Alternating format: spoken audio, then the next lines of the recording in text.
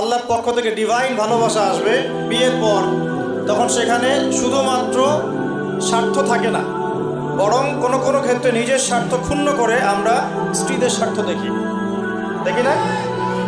এটা ডিভাইন। যখন আপনি রেসপন্সিবল পারসন, আপনার দায়িত্ববোধ আছে, এটা শুধু একটা যৌন সম্পর্ক না, এটা একটা ভালোবাসার দিলের সম্পর্ক, আত্মায় আত্মায় সম্পর্ক। একজন কষ্ট পেলে আরেকজনের লাগে, আরেকজন খুশি হলে আপনারও খুশি লাগে, সে বিপদে পড়লে আপনি তার পাশে থাকেন, আপনি বুঝতে পারেন যে আপনি তার দিকে সম্মানের চোখে তাকান, ভোগের চোখে তাকান না।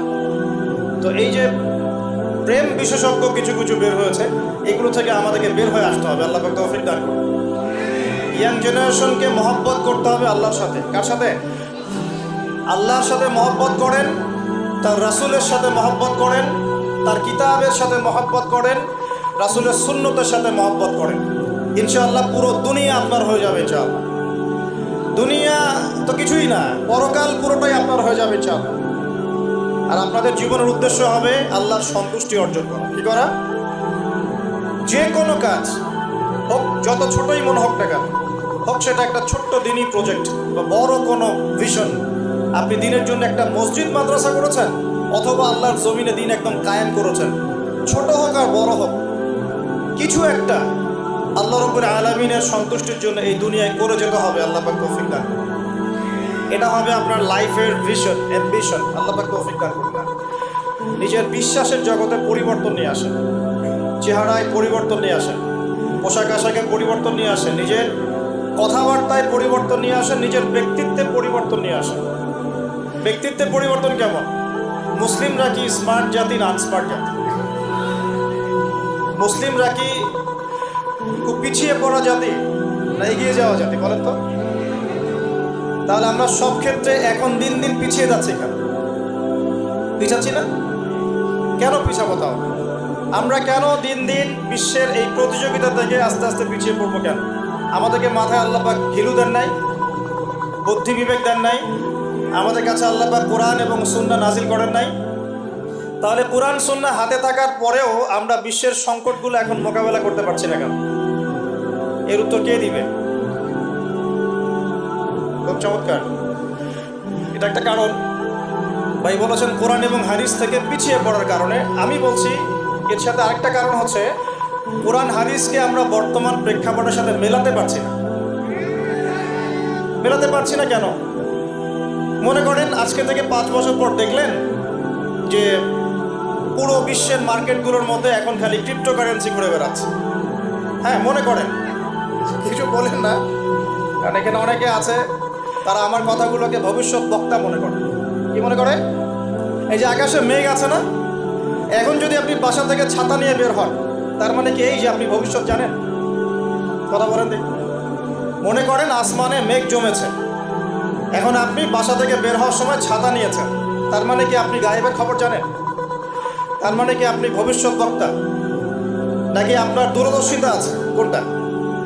ইন কেস যদি বৃষ্টি হয়ে যায়, আমার কাছে কি আছে? ছাতা। এই স্মার্টনেসটা অর্জন করা কি উচিত না? কোরআন সুন্নাহ থেকে যদি আমরা এই বিষয়গুলো জানতে পারি, তাহলে বিশ্বের প্রতিযোগিতায় আমরা এগিয়ে যাব না? মনে করেন আপনি 5 বছর পর দেখলেন যে সব কিছুই চলে যাচ্ছে, এখন ক্রিপ্টোকারেন্সি ঘোরাফেরা করছে। এটা কি? এটা কাকে বলে? এটা জায়েজ না না জায়েজ? এর মধ্যে সুদ আছে কি নাই? এর মধ্যে জুলুম হবে কি না? গরিবের সম্পদ এখানে আত্মসাৎ করা হবে কি না? এগুলোর সলিউশন কোরআন সুন্নাহয় নাই। আমরা যে বড় গলায় বলি যে কোরআন এবং সুন্নাহয় সমস্ত বিষয়ের সমাধান আছে, বলি না আমরা? তাহলে এই সমস্যার সমাধান কোরআনে থাকবে না? হাদিসে থাকবে না? তাহলে এখন যদি আপনি স্মার্ট হন, আপনি আগামীর জন্য পদক্ষেপ নিতে পারবেন। বুঝতে পারবেন এটা কি, এটা কেন, এটা কি জন্যে নাজিল করা হলো ওদের পক্ষ থেকে, আর কি ইহুদিদের পক্ষ থেকে। এর পিছনে ওদের ভিশন কি, ওরা কি চায়, মানব জাতির উপর কিভাবে তারা জুলুম করছে, এই প্রশ্নগুলোর উত্তর কি কোরআন সুন্নাহ আমাদেরকে দিতে পারে না? যদি আপনি গবেষণা করে খুঁজে বের করতে পারেন, এবং খুঁজে বের করে আপনি সাধারণ মানুষের চেয়ে কিছুদিন আগেই বুঝতে পারেন এটা হতে যাচ্ছে, তার মানে আপনার এই জ্ঞানটা কি জায়েজ না না জায়েজ? খিদির আলাইহিস সালাম যে বললেন নৌকাটা ফোটা আমি এই জন্য করেছিলাম, নৌকা ফোটা না করলে ওই যে সমুদ্রের কি ছিল, জলদস্যু বা মালিক নৌকা নিয়ে চলে যেত। মনে আছে কোন সূরা? কোন সূরা? সূরা কাহফ। হ্যাঁ, তো মূসা আলাইহিস সালাম তো বুঝতে পারলেন না কেন তিনি নৌকা ফুটা করছেন। খিদির আলাইহিস সালাম একটা বাচ্চাকে হত্যা করলেন, মনে আছে? মূসা আলাইহিস সালাম বললেন, এটা কি করলেন আপনি? এমন একটা গর্হিত কাজ করলেন, জঘন্য কাজ করলেন আপনি একটা। মূসা আলাইহিস সালাম আবার প্রশ্ন করেছিলেন, কেন দেয়াল নির্মাণ করছেন, কি দরকার? খিদির আলাইহিস সালাম বলেছিলেন, এই দেয়ালের নিচে 2 জন এতিম বাচ্চার পৈতৃক সম্পত্তি আছে। এই 3টে ঘটনাতে খিদির আলাইহিস সালাম বেশি স্মার্ট না মূসা আলাইহিস সালাম? এখন খিদির আলাইহিস সালাম শুধুমাত্র বাইরের চোখ দিয়ে দেখেন নাই, তিনি বাহির ভিতর উভয় চোখ দিয়ে দেখেছেন। আর এই দেখার ক্ষমতাটা দিয়েছেন আল্লাহ পাক। কে দিয়েছেন? তার কি নিজস্ব জ্ঞান ছিল? আল্লাহ পাক তাকে জ্ঞান দিয়েছেন। আল্লাহ বলছেন যে আমি আমার এই বান্দাকে আমার পক্ষ থেকে জ্ঞান শিখিয়েছি। ওয়াল্লামনাহু মিন লাদুন্না ইলমা। আল্লাহ বলছেন আমি আমার পক্ষ থেকে আমার এই বান্দাকে জ্ঞান শিখিয়েছি। আল্লাহ পাক চাইলে আপনাকে অন্তর্দৃষ্টি দিতে পারেন কিনা? এখন প্রশ্ন হচ্ছে, অন্তর্দৃষ্টি পাওয়ার জন্য কি কি করতে হবে, কি কি কাজ করলে আশা করা যায় যে আপনি নূর এবং বাসিরাত পাবেন? আশা করা যায়। তার মধ্যে 1 নম্বর কাজ হচ্ছে নিজের অন্তরটাকে আগে কলুষিত মুক্ত করা। আর অন্তরের মধ্যে কারো প্রতি হিংসা, বিদ্বেষ, রিয়া, অহংকার রাখা যাবে। অন্তর হবে একদম নিট অ্যান্ড ক্লিন। সবার কল্যাণকামী হবেন, সবার ভালো চাবেন, সবাইকে ভাই মনে করবেন। পারা যাবে ইনশাআল্লাহ? বরং মনে করবেন এই দুনিয়াতে সবচেয়ে পাপী মানুষ আপনি, বাকি সবাই ভালো। এই দুনিয়াতে সবচেয়ে খারাপ মানুষকে আমি নিজে, বাকি সবাই ভালো। নিজের গোনাহ নিয়ে, নিজের আমল নামা নিয়ে ব্যস্ত থাকতে হবে আগে। অন্যের পিছনে আঙ্গুল দেওয়া বন্ধ করতে হবে। পারা যাবে ইনশাআল্লাহ? 2 নম্বর, বেশি থেকে বেশি নামাজের সাথে নফল নামাজ, স্পেশালি তাহাজ্জুদ। এই সময় আল্লাহর পক্ষ থেকে কিন্তু আল্লাহর রহমত নেমে আসে। এই সময় যারা জাগতে পারে, যারা আলো জেলে রাত জাগতে পারে, তারা অন্যের কলবে আলো জ্বলার কাজ করবে ইনশাআল্লাহ। কথা কি ভারী মনে হচ্ছে? না, বলছি যে জাগতে হবে রাত, আলো জেলে রেখে, উৎসবের উৎসাহে। একটা কথা আছে না, ওই যে আমাদের সেকুলার যে কমিউনিটিগুলো আছে, ওদের সাংস্কৃতিক ডিপার্টমেন্টে এই কথাগুলো আলোচিত হয়। তারা বলে যে রাত জাগতে হবে উৎসবের উৎসাহে। আমরাও ইনশাআল্লাহ কোরআন এবং সুন্নাহ নিয়ে রাত জাগবো ইনশাআল্লাহ। পারবো তো ইনশাআল্লাহ? 3 নম্বর, দান সদকা বেশি বেশি করবেন। দান সদকা করবেন তো ইনশাআল্লাহ? আচ্ছা, এই মাদ্রাসার উন্নয়নের জন্য দান চেয়েছে। আমি আপনাদেরকে বিরক্ত করব না, ভলেন্টিয়াররা হয়তো ভিতরে ভিতরে যাবে, আপনারা চুপচাপ আলোচনা শুনতে থাকবেন আর নিজেদের মধ্য থেকে যা পারেন তাদের হাতে দিয়ে দিবেন। বিশৃঙ্খলা করবেন না, আলোচনার দিকে মনোযোগ দিতে থাকেন। 4 নম্বর, জিকির। আল্লাহ পাকের জিকির বাড়াতে হবে। কি করতে হবে? আল্লাহর জিকির 24 ঘন্টা চলতে থাকবে। অহেতুক কথা এবং কাজ বন্ধ করবেন। অহেতুক কথা, কাজ বন্ধ।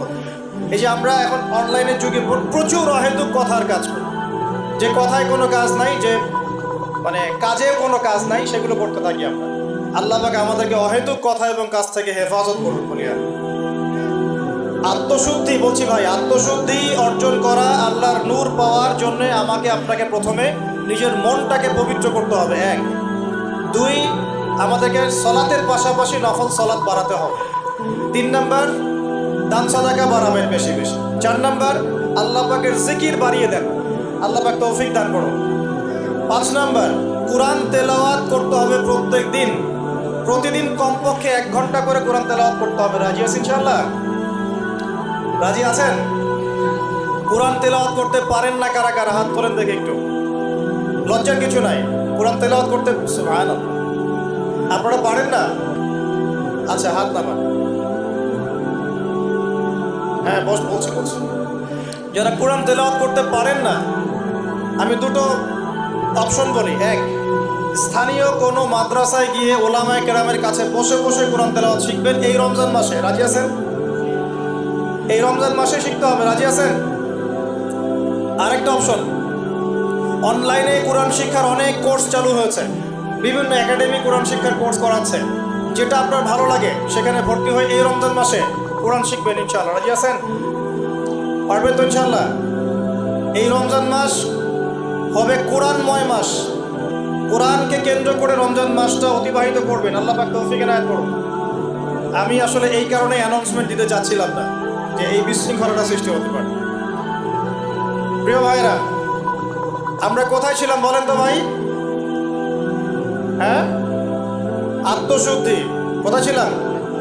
আত্মশুদ্ধি অর্জনের কয়টা মাধ্যম বলেছি? 1 নাম্বার বলেন, কি বলেছে? 1 নাম্বার কি? মনের মধ্যে সমস্ত খারাপ রিপুগুলো দূর করতে হবে। পারা যাবে ইনশাল্লাহ। 2 নাম্বার বলেছি ফরজ নামাজের পাশাপাশি বেশি বেশি নফল সালাত। 3 নাম্বার দান সাদাকা করবেন।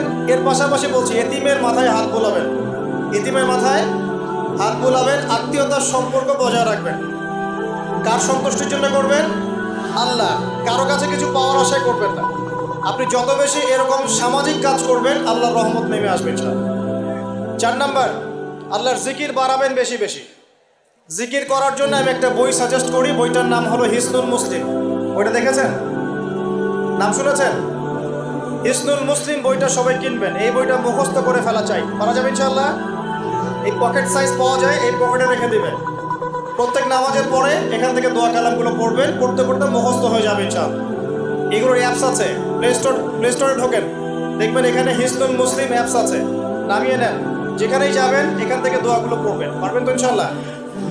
5 নাম্বার হচ্ছে কোরআন তেলাওয়াত বেশি বেশি করা। এই কাজগুলো করতে থাকেন, ইনশাআল্লাহ তাআলা আপনিও খিদর আলাইহিস সালামের মতো অন্তর্দৃষ্টি লাভ করতে পারবেন ইনশাআল্লাহ।